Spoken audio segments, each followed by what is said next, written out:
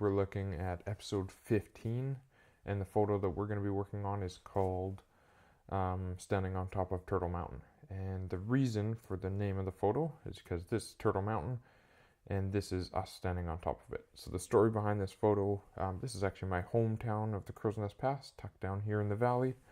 And one of the most iconic mountains in the area is Turtle Mountain, or also known as the Frank Slide, which is a nice quick hike to the top of it.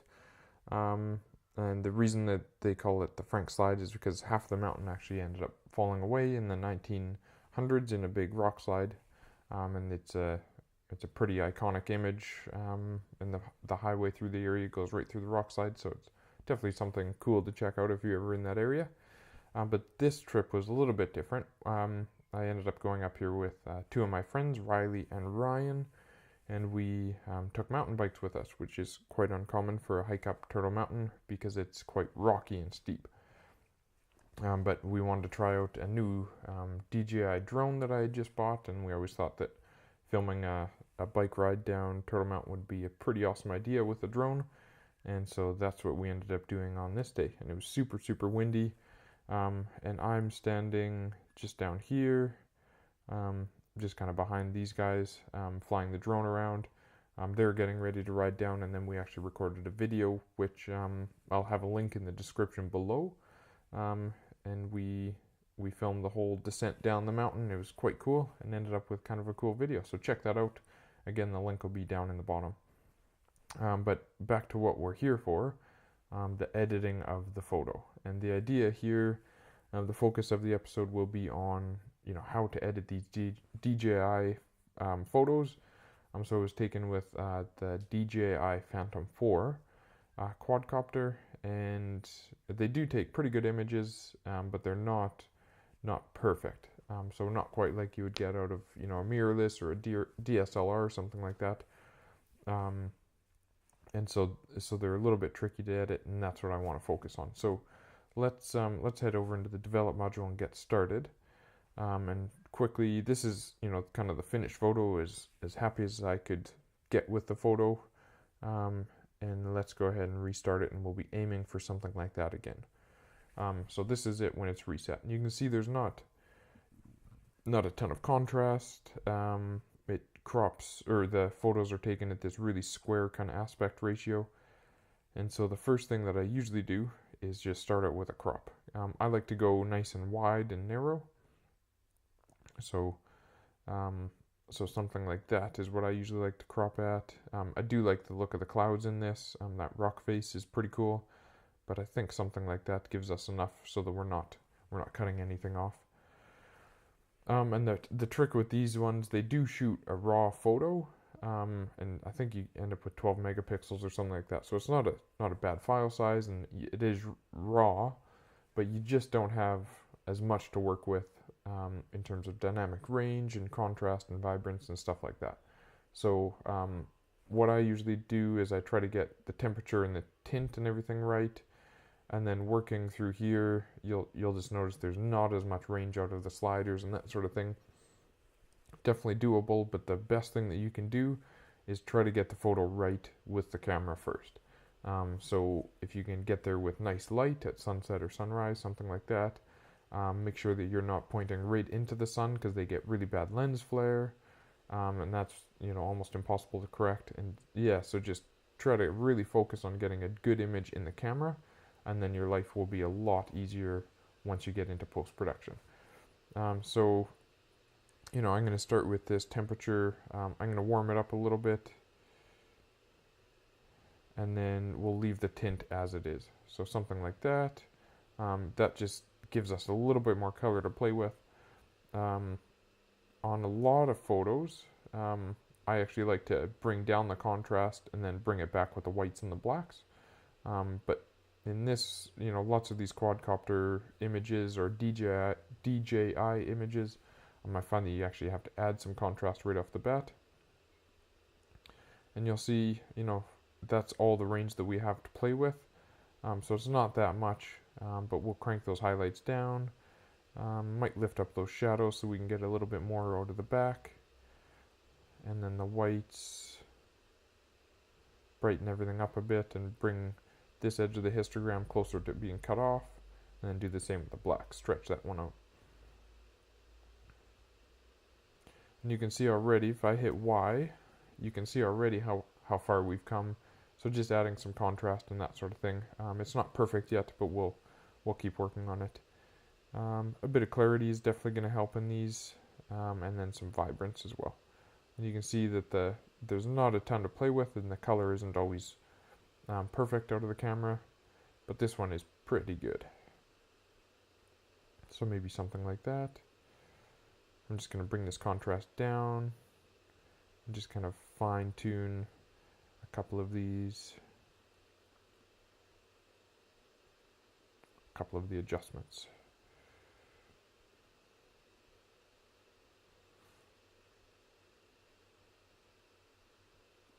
All right. Moving on, I'm going to leave the tone curve in this photo. Let's zoom in here and bring out the red. The red of that jacket looks pretty cool. So maybe something like that. And what other colors do we have to play with? Maybe I'm going to bring the yellow down just a bit. So we warmed it up so the blues didn't look too, Kool-Aid blue. They look natural, but because of that we ended up with a bit of yellow, extra yellow on the rock. So we'll bring the yellow back down. There's lots of green in the background, so I think bringing that up a bit. Let's take a look at the aqua. Not much there. And the blues, there's lots of blues in the background. And let's see what else we can do with the blues. So maybe just lightening them up a little bit will make a difference. And then add a bit more saturation to bring that back. Cool. So again, just a quick check, hitting Y on the keyboard, and that's the direction that we're headed.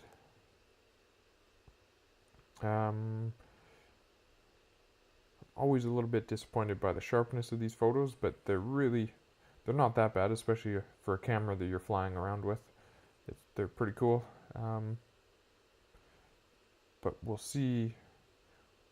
We'll just do a quick sharpen on this to see what we can kind of recover out of the details. And then a bit of noise reduction as well while we're at it.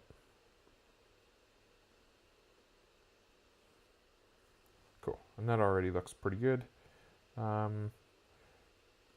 You can do profile corrections, but I always have to come in here and find the specific one just with a click of a button like that. And then we can turn that on or off. It looks pretty good on, so we'll leave that. And then bring in just a bit of vignetting. And maybe drag that midpoint out a little bit. And that's almost it. So, pretty basic edit. And then last but not least, we'll just do a little bit, might darken up the bottom, just so that it kind of fades up that rock face. Might do another one of those, just starting lower so you get a little bit more subtle. And then we'll add some extra pop. Maybe one, right through the middle there. I'm going to cool that one down a little, just to bring out a little bit more of the details and brighten things up a bit. And then I also really like the look of it over in the trees here, so we'll bring that.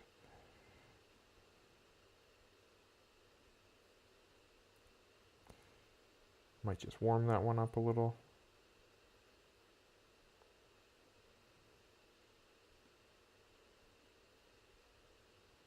Cool, so something like that. So hitting Y again.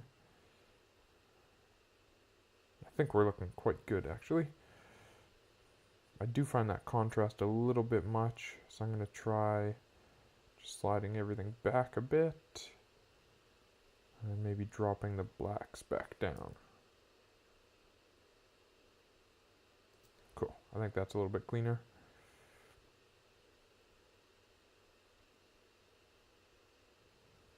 And then we'll drag one more down. We've got lots of detail in the sky here. So let's just see. I actually have one that I made before called Detail in the Sky. I think that does a little too much, so let's see.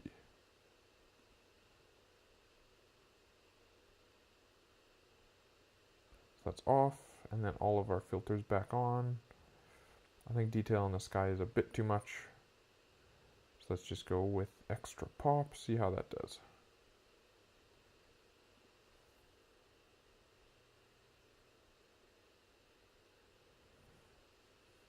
Alright, and good enough. One last little brush around there. We'll reset this, and then just bump up that exposure just a tiny bit.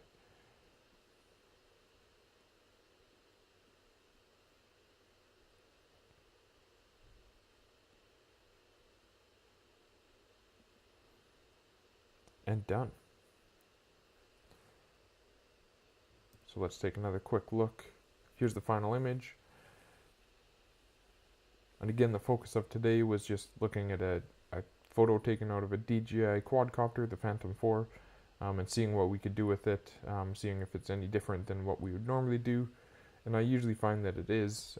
It's the contrast adjustments and that temperature that I really have to get right with the DJI ones, whereas my regular Sony a6000 I have a little bit more room to play with, and it's a bit more forgiving. These ones you have to kind of get it right to be able to get a good look out of the image. So that's it, and I'd be pretty happy with that, especially for a small camera that you're attaching to the bottom of a drone and flying around at super fast speeds. It's pretty cool to be able to take photos like this.